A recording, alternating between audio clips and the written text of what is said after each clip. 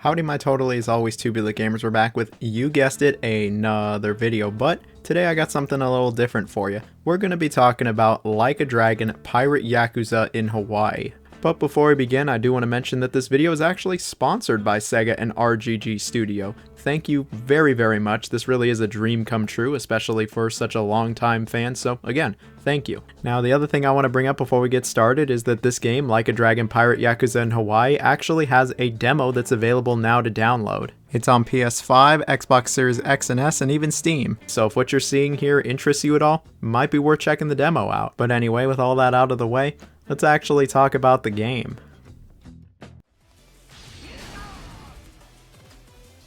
So with such a wild title, you might be wondering, what exactly is this game? Well, I'm so glad you asked. This is the latest title in the Like a Dragon franchise, formerly known as Yakuza, a series with a very storied history, and I've made it no secret that I absolutely love this franchise. It might be my favorite series in all of gaming at this point. My game of the year last year was Like a Dragon Infinite Wealth, and so I was wildly excited for this new game. And after spending a good amount of time with it, all I gotta say is, I was not disappointed whatsoever. If you are looking for the pirate game, look no further. It has been found. Pirate games do not get better than this. But all that aside, let's dive deeper into this one.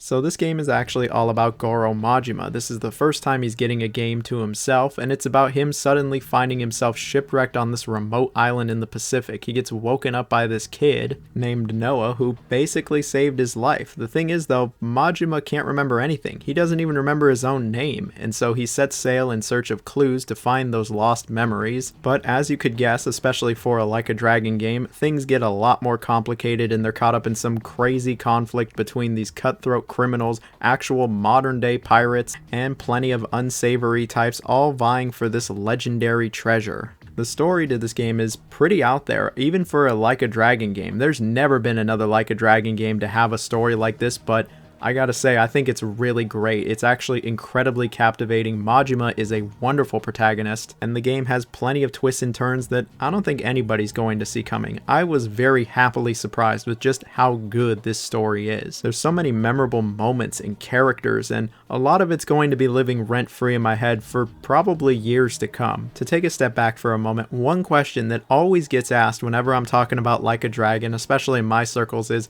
do I need to have played the previous game? Do I need to have played the previous 10 games to understand what's going on here? Am I going to be completely lost? And the answer to that is no. This is a very self-contained story, and while there are plenty of references to previous Like a Dragon games, you could totally go into this one with no knowledge of the series and still understand and enjoy the series. Sure, some references might fly over your head, but I think anybody could enjoy the story of this game. Especially if you're a fan of pirates. And who doesn't love pirates? Speaking of being a pirate, when it comes to actually playing the game, yeah, you get to be a full-blown pirate here. The gameplay is actually somewhat different to all of the previous Like a Dragon games, so let's go over it piece by piece. The game is still set in an open world, and it has a similar enough structure to the previous games. However, there's a few different open worlds to explore in this game. Hawaii returns in its entirety from Infinite Wealth, and it's just as much fun to explore as before. However, this time, there's a few new areas to explore, such as this island,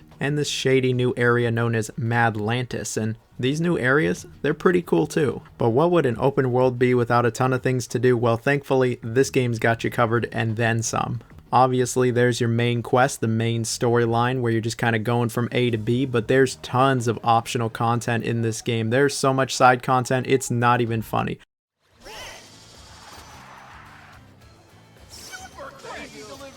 Let's get to the elephant in the room when it comes to the gameplay. The pirate ship. This is easily what I was the most excited for by like a landslide. I love ship battles in games, and yeah, this is the goods. Very early on in the game, Majima does get his own pirate ship, and you actually get to assemble an entire crew. You get to fully customize every single position on the ship, from the cannons to the machine gun to who's going to battle with you if you decide to board another ship. And that level of customization doesn't just end with the crew. You can completely customize your ship to your heart's content. Everything from its aesthetics to its weapons. You can make the ship just how you want it to be. But what's the point of the ship if you're not going to go explore the unknown or take on other ships?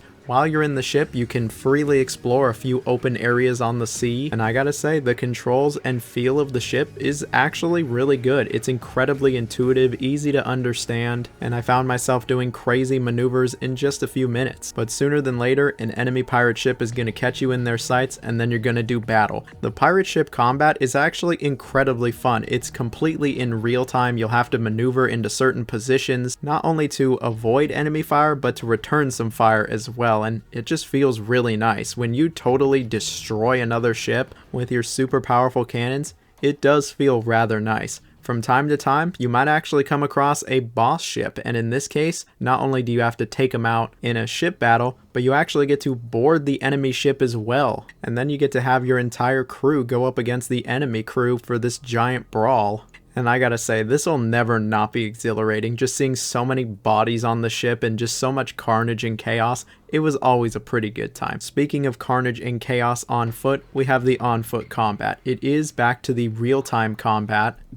And I gotta say, it feels really nice in this game. It might be the nicest feeling real-time combat of the entire franchise. So with you playing as Majima exclusively, he actually gets to dynamically switch between two completely different fighting styles, and both of these feel radically different from each other. The combat has also taken a few steps forward and has quite a bit more depth than any of the previous games. With explosive combos, you can actually just straight juggle people. There's aerial takedowns. There's even a jump button, the first for the series, and the game actually does a great job of rewarding your creativity.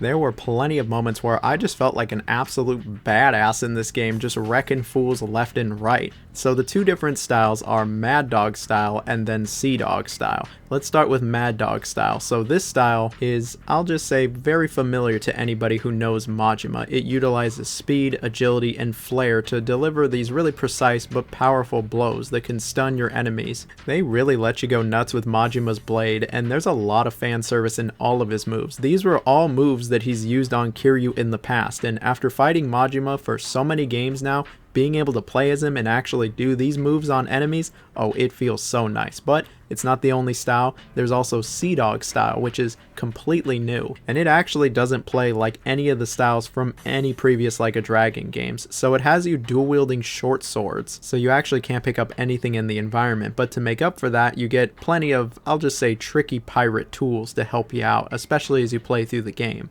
And by the end of the game, there's actually a whole lot of depth, deceptively so even. Kinda like Majima himself. Overall, the combat, whether it's on the ship or on foot, it's really great. It's fast, frantic, intuitive, engaging, just all around a whole lot of fun. There was never a moment or a time when I wasn't enjoying the combat in this game. I genuinely mean that. The combat, it just feels really great. But while the combat might be all well and good, Like a Dragon games have always had more than just their combat. There's usually a bunch of side activities and different gameplay styles that show up in them. And this game, oh, it's got plenty. And some of these are actually incredibly fleshed out.